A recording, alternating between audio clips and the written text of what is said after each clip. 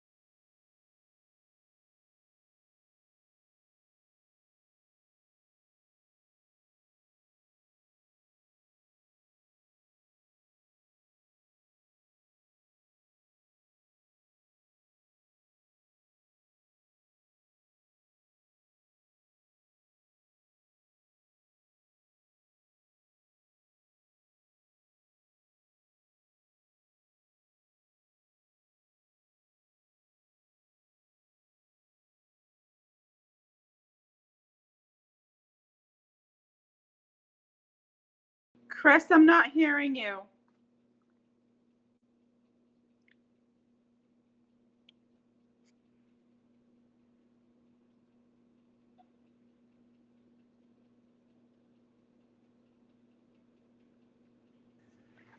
Andrea, can you hear us now? Yes, I can. Okay, sorry about that.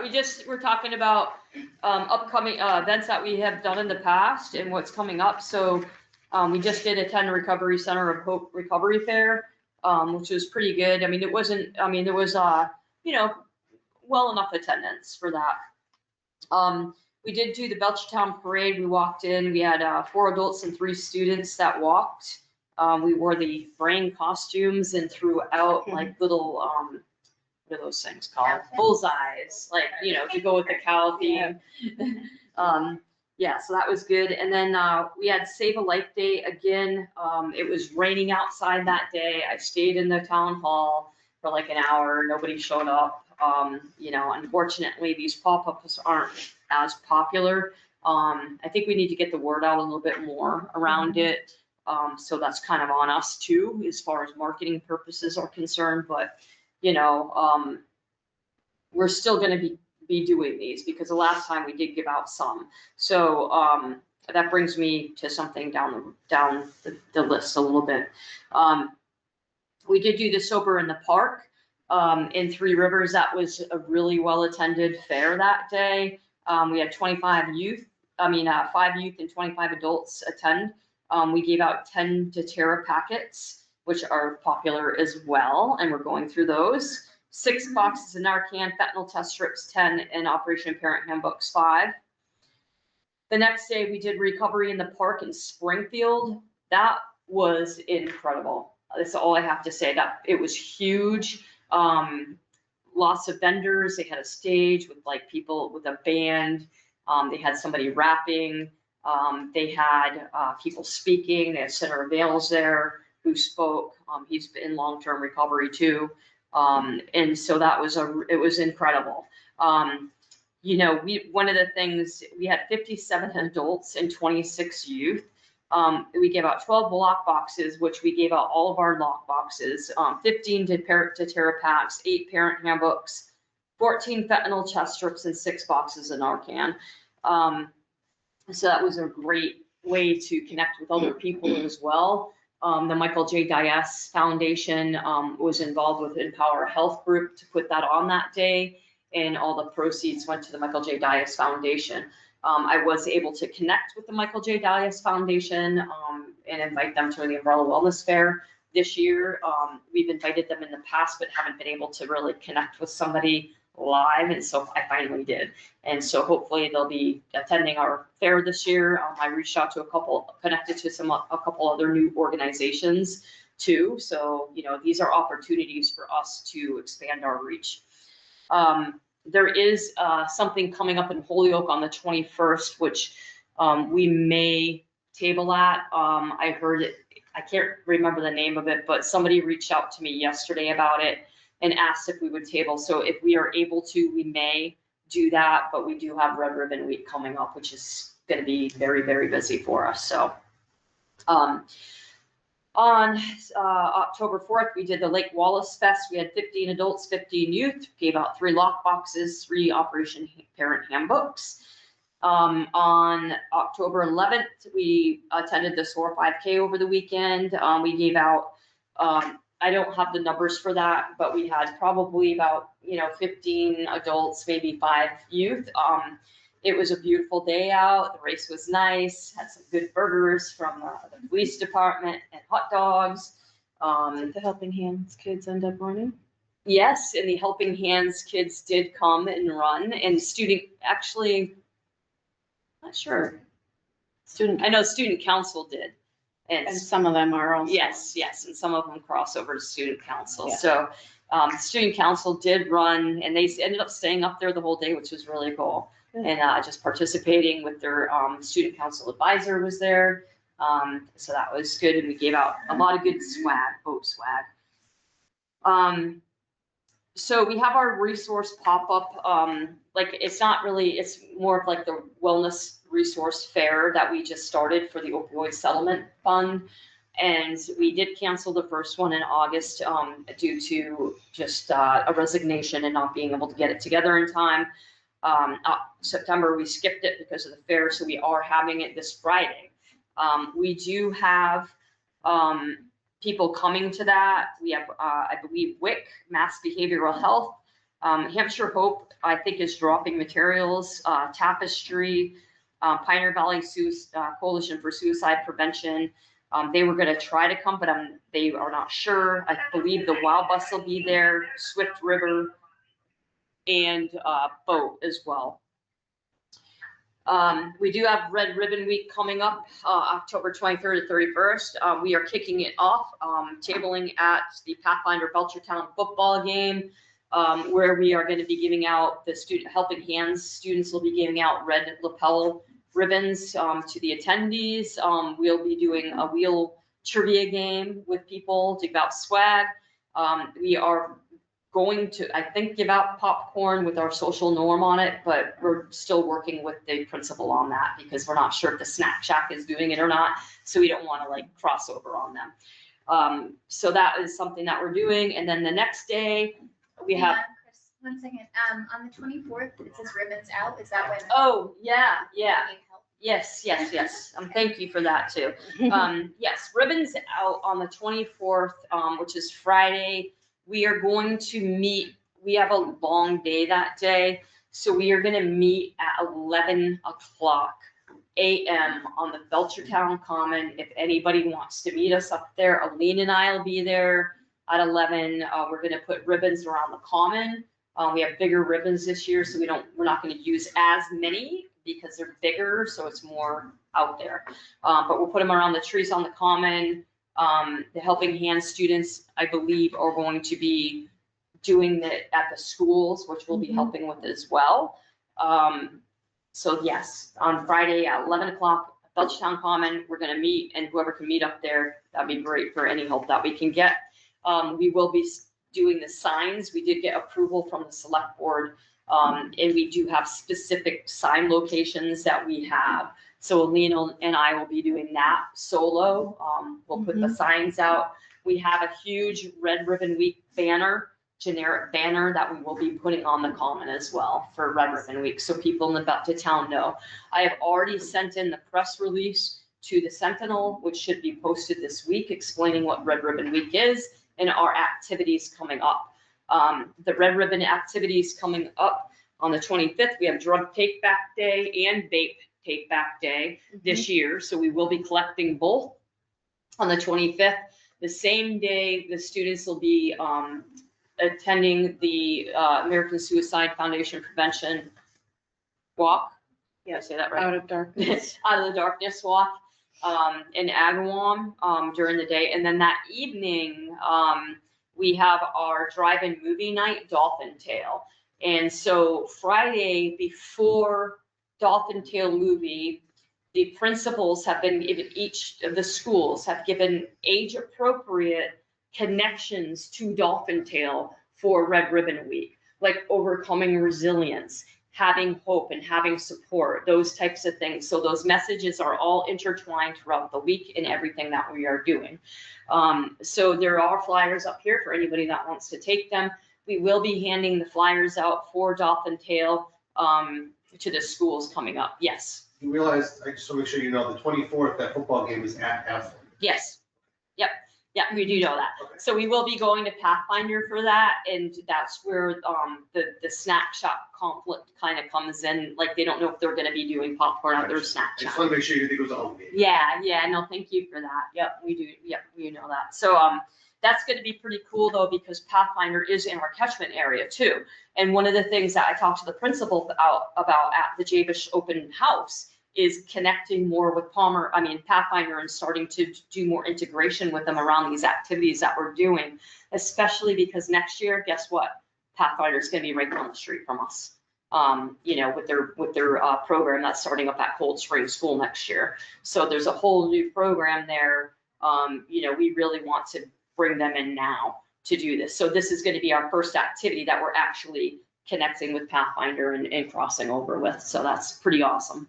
You may also want to reach out to the fire department. They've got that electronic board outside about Ribbon Week. Oh, okay. I literally short notice asked them if they could put something up about the 5K. They put it up for me. Oh, okay, great. Or whatever. All right, thank you for that. Red Ribbon Week announcements. But definitely, it's very visible. I mean, we've got the other one down by the schools, but Yeah, that one's a little bit more difficult to read, but you can also ask. okay, yeah, that would be awesome. Or if you want to put it in an email form to me what you wanted to say on each one, I can bring it to DPW to see if they can put it up for the other one that's out in front of the school as well, so. All right, I will send that over to you, because like, it would be great to be able to, like, put the Dolphin Tale movie out there, Red Ribbon Week kickoff, come to Dolphin Tale. We are giving out free popcorn that night at Dolphin Tale. We also are having a costume contest for the kids, because it's gonna be Halloween. So we're doing up to 12 years old, costume contest, and then from 13 up for a costume contest. And that, the gates open at 6 o'clock, for the movie. Around 6:15 will be the costume contest. 6:30 we're looking, or around 6:15, 6:30 will be the kickoff, or 6:30, quarter to 7 will be the kickoff for the movie. We'll be giving out free popcorn, with the social norm that we have this year on the bag, which is cool. And I forgot to bring the bag, and I was gonna show you guys what the social norm was, but I forgot. All right, so we have that going on, Saturday. The 29th is district-wide Wear Red Day, and during that day, we bought red ribbon lapels. Has a little tiny pin in it, which we didn't think about. We can't give them out in schools, kids poking each other. So our superintendent was kind enough to get over 2,000 stickers, red ribbon stickers, which we will be dividing up and giving to each teacher in the school to give out to the students that day. Also, during Red Ribbon Week, I've already submitted to every principal, all principals, age-appropriate announcements for every single day as well. They also have a letter. Each principal has a letter that they will send out to parents explaining exactly what Red Ribbon Week is. I think the high school will be doing the Spirit Week again this year. I think student council usually, and the Helping Hands kids put that together, so I'm pretty sure that will happen again. Yes, so that's happening on Wednesday, and trunk or treat is that evening. Wednesday evening is trunk or treat. We had, over 500 kids last year come. I mean, we gave out, like, our theme for boat, people know, are the little rubber ducks we have, with that are decorated and stuff. So it is such a huge event for our students. And we also give out the Operation Parent handbooks that day as well too. So that's a good thing. Jill, Rossi will be helping Aline that evening with the trunk or treat. If anybody else would want to jump on board and help, I am not going to be able to help Wednesday, Thursday or Friday that week, personal reasons. So, if anybody else can jump in and help Aline, that would be really fantastic. So the next thing that we have is on November 5th, we tried to get the Alexander Neville Foundation to come in Red Ribbon Week, but unfortunately we have a town meeting, special town meeting the day we were gonna do it. It's moved to November 5th. They will be coming into the schools for grades 6, grade 7, grade 8 separately for the 3, and then grade 9 to 12. And then that evening will be a parent panel, evening parent caregiver event. So they will be showing Can't Look Away video, which is about social media and the harmful effects of social media. So they'll be showing that video for 45 minutes, and then there will be a panel discussion after. That panel discussion will include Helping Hand students, our SRO officer, Jay Kroll, Dr. Dewey, and Steve Apollonik, and Amy Neville, the speaker. So those will be the speakers for that, the panel for that day, for any questions or anything that come up. All right, any questions so far on anything that is going on? It's a lot. Yeah, every month. Gratefully, November comes around. In November, our next meeting, it is November 19th, which Aline and I will be talking about this, but we are going to be doing sticker shock right before Thanksgiving at all the stores in town. So I have the letters already done for the retailers, which Aline and I probably will distribute soon and get them on board. We have great relationships with all of the alcohol retailers in town. So, hopefully everybody will be on board with that. Once sticker shock is done, our plan is to do a purchase survey check for alcohol in December. And also we need to do a separate one for the tobacco. So we're trying to do both of those things before the end of the year, if we can. All right, that's that. All right. Updates, opioid settlement fund updates. Do we have any updates on that at all? So, we met 2 weeks ago, last week? Yeah, two weeks. Yeah, so we met, it was kind of like a really quick meeting. We discussed the recovery house on Federal Street. They are in dire need of a driveway, to the point where it's unsafe. And so, a proposal was brought to the committee, in regard to repairing that driveway. And an estimate was provided by a company. Discussion was made and we approved it. There was only one catch to it, was that potentially, because it involves money that is, quote, town money, there's a potential that it may have to go out to 2 bids for that. So Gail has said that she's gonna bring it forward to the select board, seek advice as well, if it does need that. It seems like that company has done their homework already, so what, if we don't need the 3 bids, then we'll just go from there. Go forward with that, so. And that's about it it was a very quick meeting. So that was discussed at the last meeting. All right, and is that the one that we had the person from Boston come in and talk about the funds for? No, that was before, okay, yeah. Before that, yeah. I wasn't there today.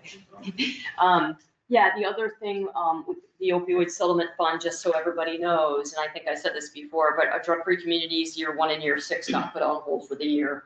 I did see the notice of funding come out, actually, yesterday. It's gonna be due, if the application's not ready to be, like, it's not there yet, but the listing is there.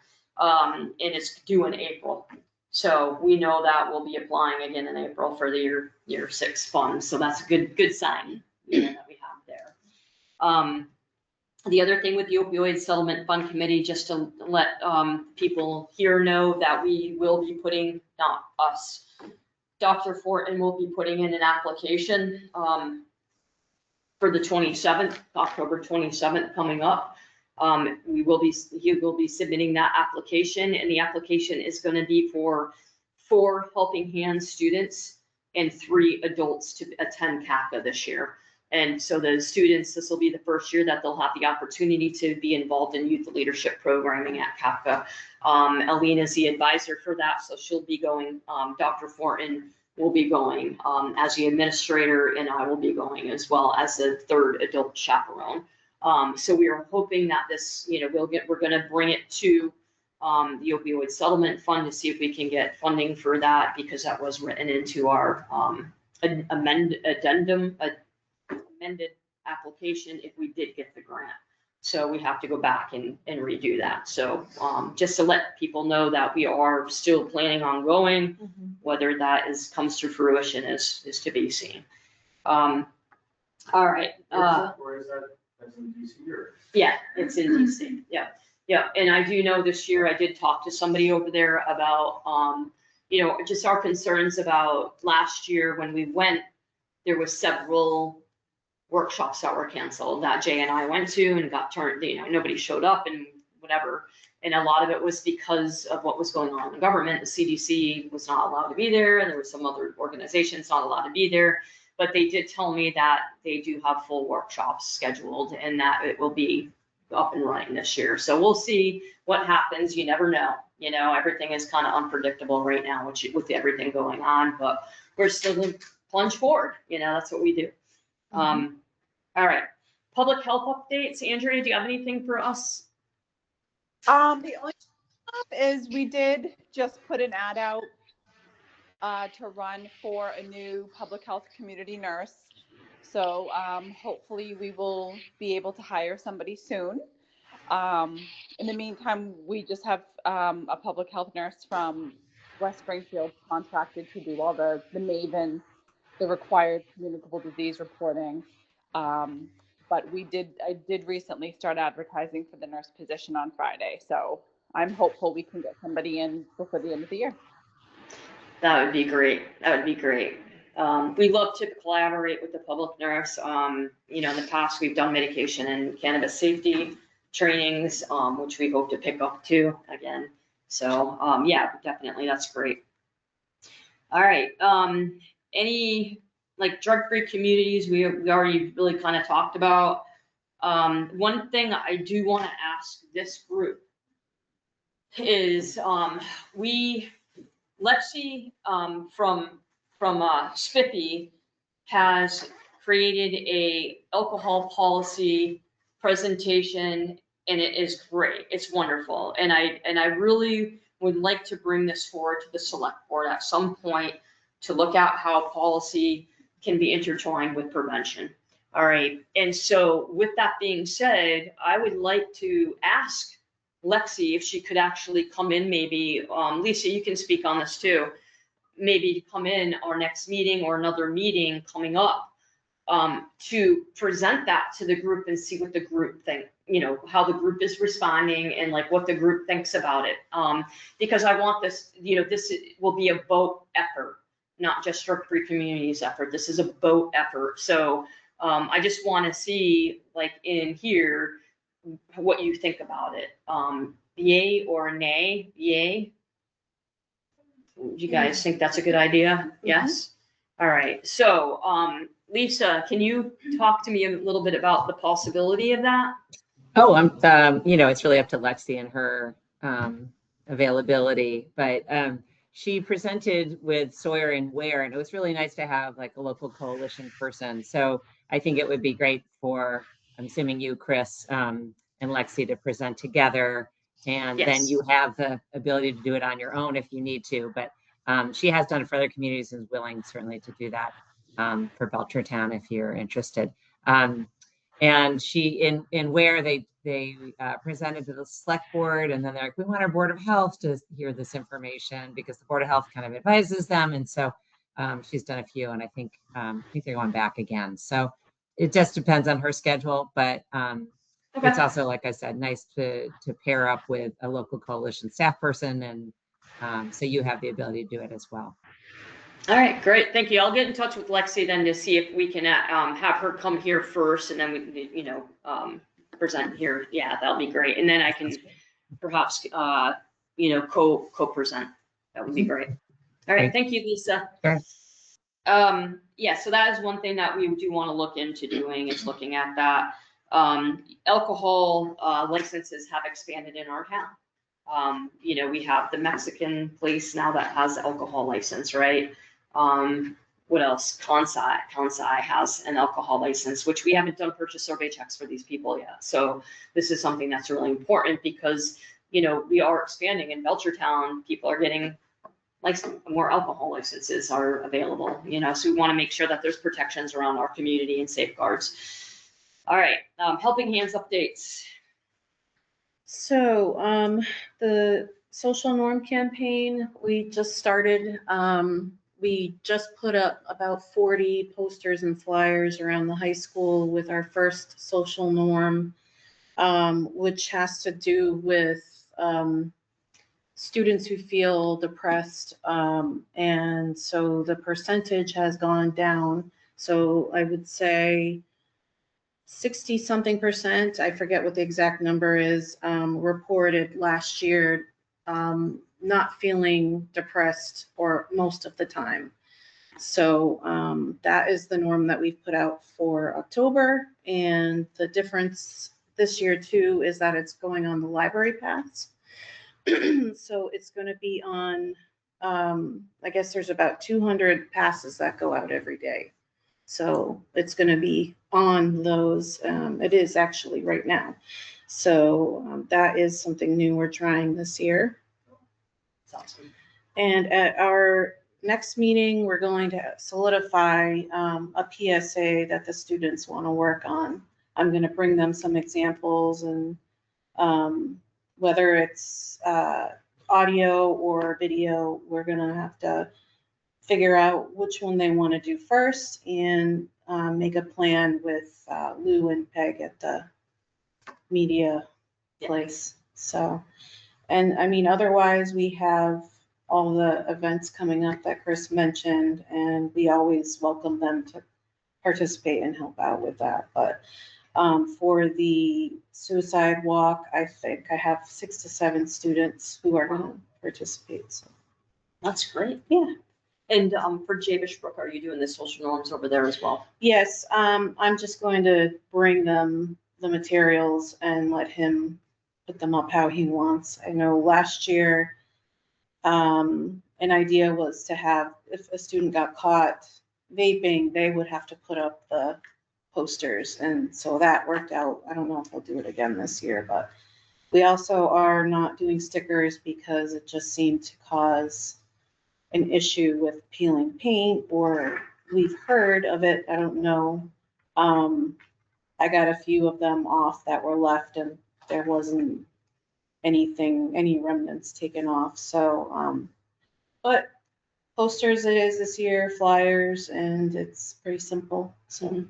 And we'll be doing display cases for Red Ribbon Week at each of the schools as well. Also, I was just going to say something and I forget now. I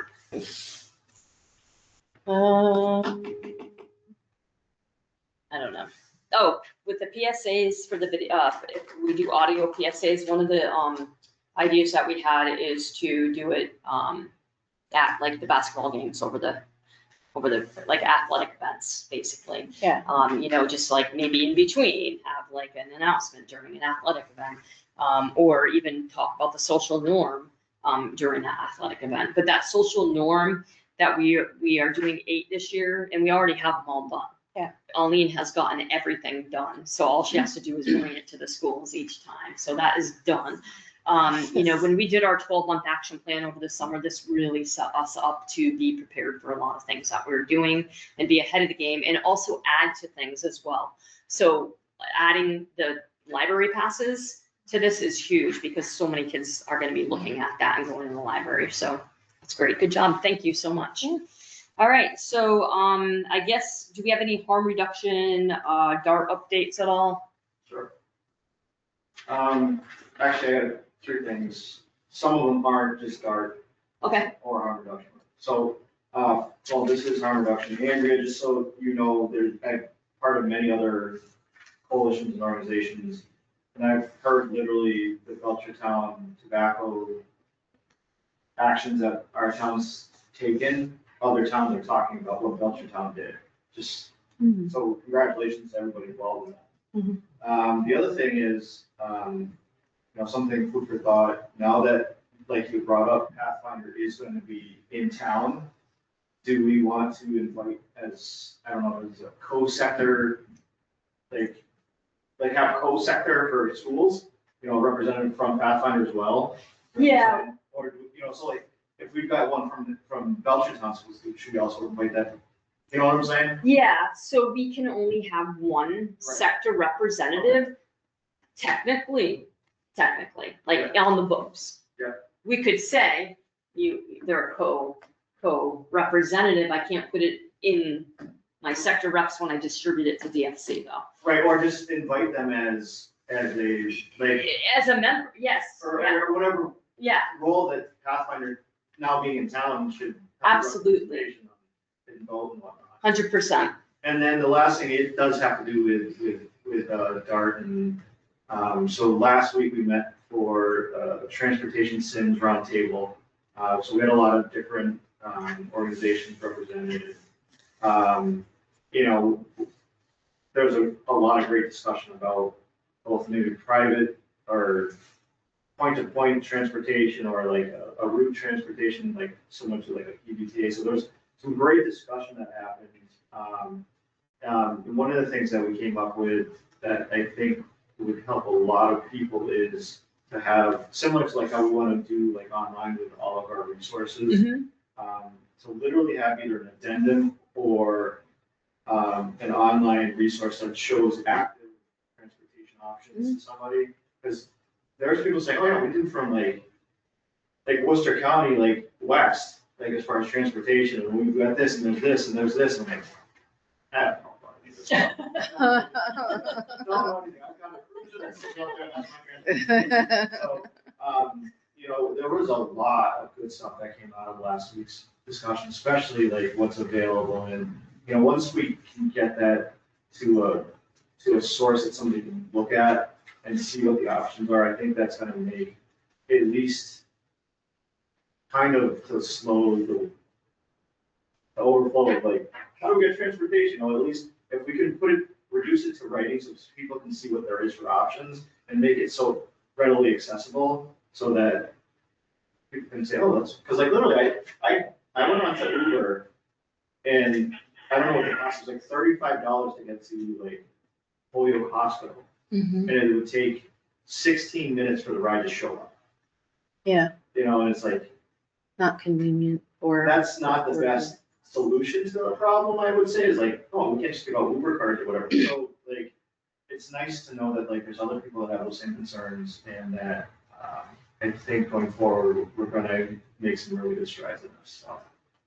Yeah, have you guys thought about like doing voucher, can you do Uber vouchers or anything? Well, that's the thing, is the Yeah. cost of an Uber is $35. I know. I mean, so there was other options that there were several other options that were brought up that like, I like didn't know about. Yeah. As long as we can reduce it to a piece of paper or an online searchable, so that people can see, like a recovery coach can say, look, I can do this, I can be there for you for tomorrow, or something like to that effect, at least we can start, trying to help people out in Western Mass and Eastern Hampshire County specifically, because kind of, play a part in that, so.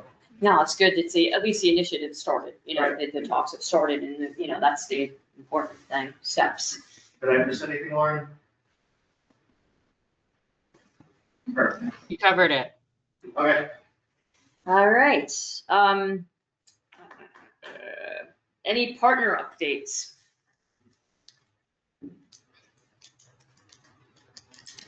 Anybody else? Angela, did you want to talk about the SOAR 5K at all? You're a big part of that.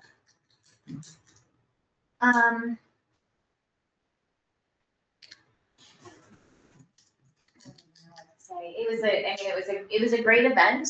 We learned a lot. Since we changed the location and changed the date this year, we learned not to do that next year. Because we put it, this weekend was a holiday weekend, and I think that really hurt us attendance wise. The location though was perfect, and I think that if we had it, we're gonna start our planning meetings a little bit earlier, so anybody who is, wants to be involved in the one for next year is willing to attend these. We're gonna start planning a little bit earlier so that we can get more vendors in, more activities, things like that, and have people set the new date aside. We'll pick that at our next meeting. But we had perfect weather. We had great interactions with the people that we had there. So I think it was a really great event. Really, I think we can really step it up for next year. So I'm excited to start planning that. Yeah, it was pretty awesome, actually. I like the location a lot. Yeah. And So much you can do. speaking of setting dates aside, we do have our date for our Umbrella Wellness Fair. It is May 16th, Saturday, May 16th, 12 to 4 again. 16th, 17th? Yep, it's the 16th this year, I'm pretty Okay. sure. And we will be starting, the Umbrella Wellness Committee will start to meet in November again to start planning. We've got the system down pretty much now. It's gonna be our 5th year doing it. So our planning, we have a system of our planning. So we're gonna start in November, like just getting logistics ready and stuff. And then letters go out to businesses and other organizations February, January, somewhere around there, just to set the placeholder. I do follow-ups in March, April, and then we go. So, What was the time on that? I thought the date was. it is, let me see. May 16th, it's gonna be 12 to 4 again. Yeah, so that placeholder's out there. All right. As far as going back to the 5K, like, from our perspective, or any vendor that was selling anything, it was, I think we could have made just as much selling hot chocolate, though. Because it was cooler out, like a month later, it was cooler, like, especially when those clouds rolled in, it was like, okay, time to get the jacket on. So, Right. when we have it kind of in the beginning of September, I think there's more people that are like, oh, I'm thirsty, I need a water, or I need a, so, I don't know if you have anything else to add to that, I mean. No, I think it was a lot of factors played into the smaller crowd, but I think it was a wonderful place to do it. I think it was also a safer route, as far as, you weren't crossing 181, you weren't crossing Cable Street, you weren't crossing, Main Street or anything like that. Yeah. So I think as far as safety for the runners, it was better and smooth for that, so. Yeah, awesome. I do have one more thing. Liz is from West Springfield. She's the director over there, Joffrey Communities director over there. And Liz runs the vaping program in the schools when students get caught vaping. So I was gonna ask Liz to just talk a little bit about your program, because this is something that we're looking to implement in the Belchertown Public Schools. Yeah, so right now in the high school, we use the in-depth cessation program or diversion program, I think it's technically, through the Lung Association.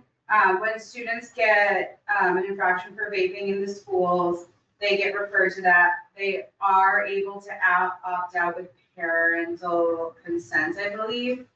We have a very hard time of getting high school kids to engage in it. We also have the Not on Tobacco program through our Board of Health, that any student who's wanting to actually stop using their nicotine can get referred to. I believe we had 4 kids last year complete that though. We have a very different perspective of nicotine use, I think, in our teens, that like it's very much like they don't have any interest in stopping. This year in the middle school though, we introduced the Stanford Reach Lab, which seems to be, they were looking for something that they could sit down for a kid without needing an adult to like navigate them because they just don't have the staffing. The Stanford Reach Lab has updated their programming to be a really good, like game in the internet. It takes about 40 minutes to an hour. The student has to click through it. It's very engaging, very, like I went through it. It's pretty fun. At the end, they get a certificate. They also have a version that allows for group with an adult leading it. I don't think that they're going to utilize that just because of their staffing. I'm still waiting for them to like confirm that they'll use it. It's completely free though. And just so you know, Stanford Reach, Catch My Breath is going to be doing starting in January, a peer educator training for students to learn how to teach other kids. We're going to look into that because we already use our high schoolers to do that, but I'd love to have them have a legitimate training. But yeah, so we utilize the in-depth, and we partner with our SRO. So the SRO is the person who gets the referrals. They meet with the care provider, which was Ananda, now it's me, and they run something after school. It seems more like Ananda was doing it because the SRO just doesn't have as much flexibility as my position does. But it doesn't seem to be the most sought after program. But I do think that that is our school's culture. I think that we face different battles getting things done that I think we might have more success here potentially. But I don't know, because you guys also have, like, you don't have the kids aren't supposed to be able to access nicotine because you're in nicotine free towns. Deb's laughing over there. On a either weekly or monthly average, how many students get caught in both, like either high school, middle, or both? That information's not shared with me, but our methods to gather that data were not up and running until recently. Okay. So I would have better data in a couple months, I Okay. think. Sorry. Okay. So Yeah.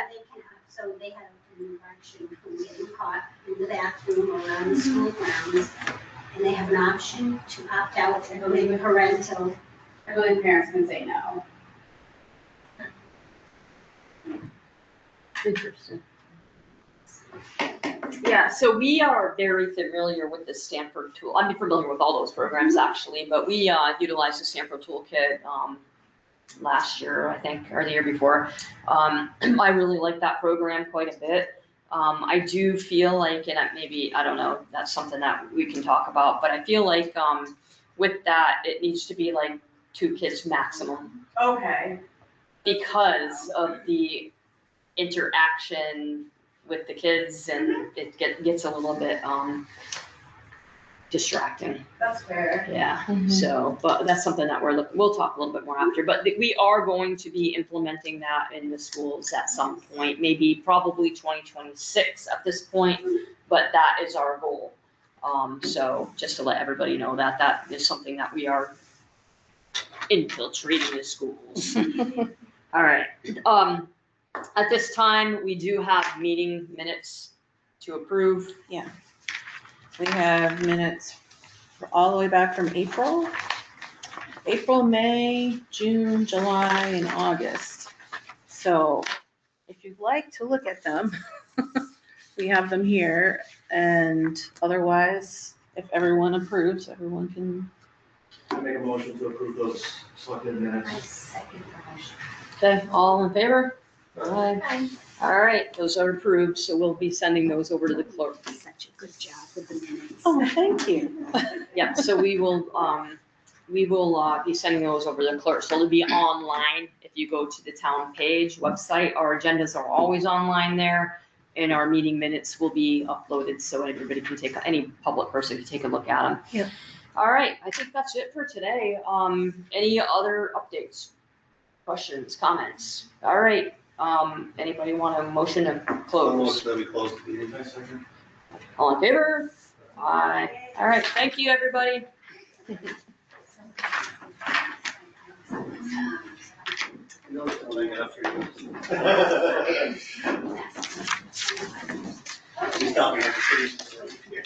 Oh, it's like I can work. I mean, it's all the furniture anyway.